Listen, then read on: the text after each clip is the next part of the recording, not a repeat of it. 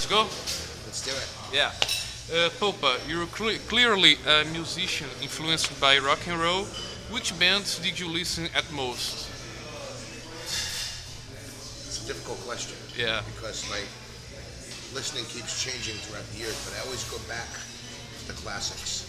You know, I listen to a lot of jazz, a lot of bebop, a lot of Miles Davis, Sonny Rollins, Jimmy Smith, stuff like that. Coming up with rock, it's always Jimi Hendrix, a lot of Led Zeppelin when I was a kid, Rolling Stones, you know, good stuff. Yeah. I read the definition about you.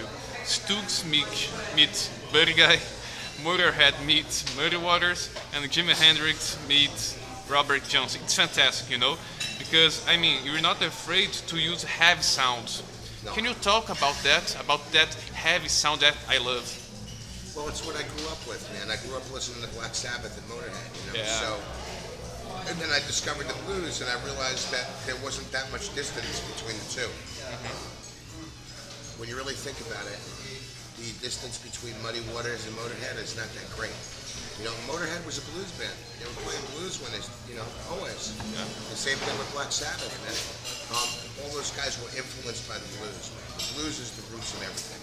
But, you know, I like the heavy sound, too, so it all comes together. Yeah.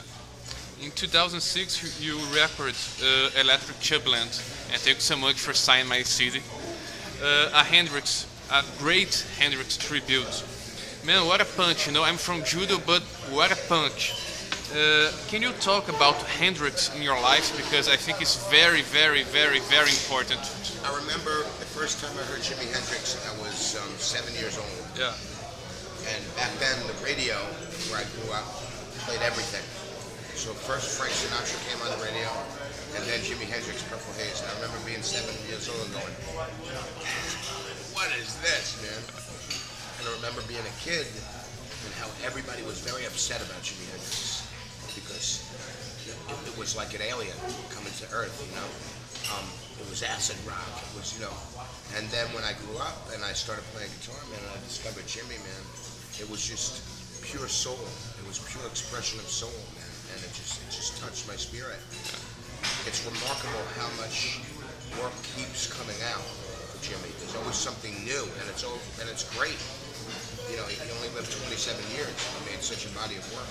Yeah. Let's come back to rock and roll influence. You're from New York, right? Yeah.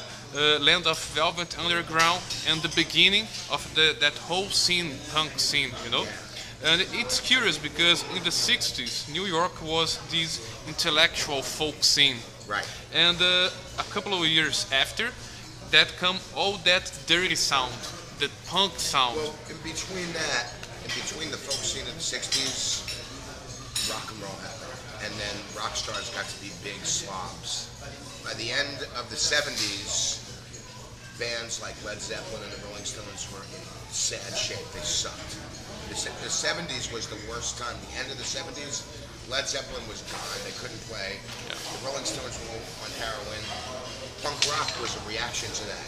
And all the... Punk rock said anybody could be in a band. Yeah. You don't even have to play. Yeah. And all the potential progressive rock, you know, with 30-minute songs and keyboard. Exactly. Yeah. Exactly. Yeah. It's too boring, you know. Great musicians, of Good course, stuff, but you yeah, know, but whatever. There's a place for everything. yeah. Which are your favorite punk bands?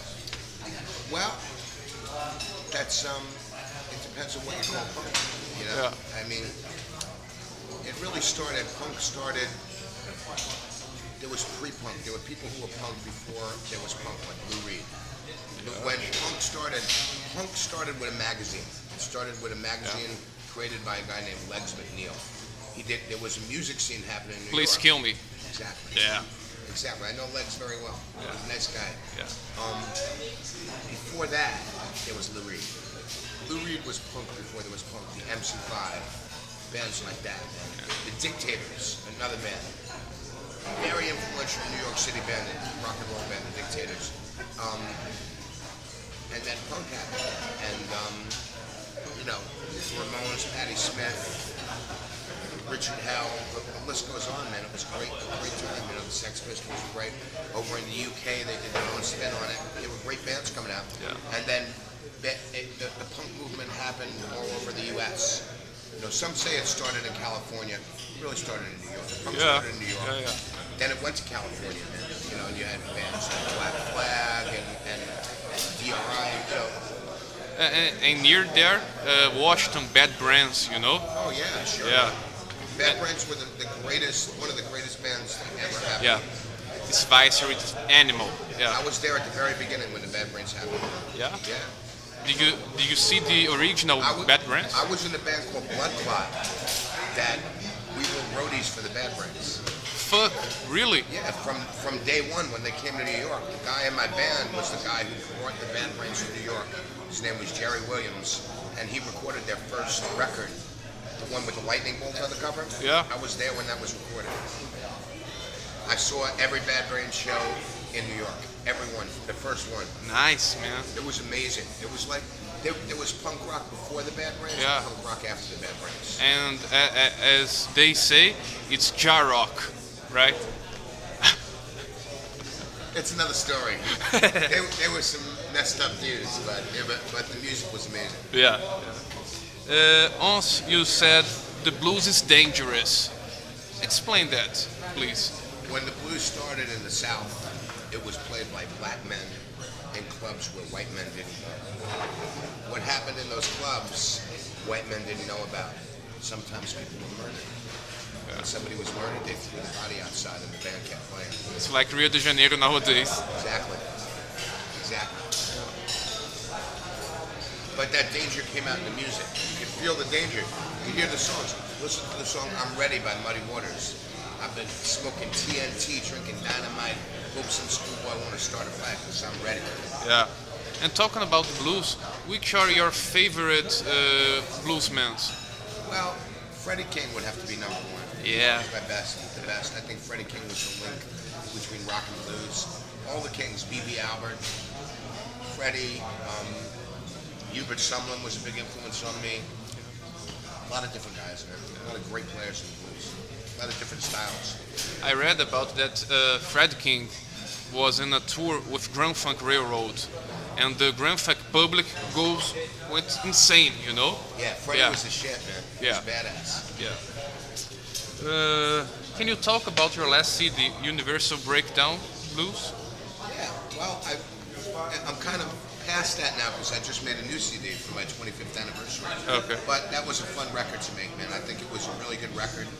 It was a step forward for me. I really incorporated the blues with the rock on that one, so it's really heavy, but it's very blues at the same time.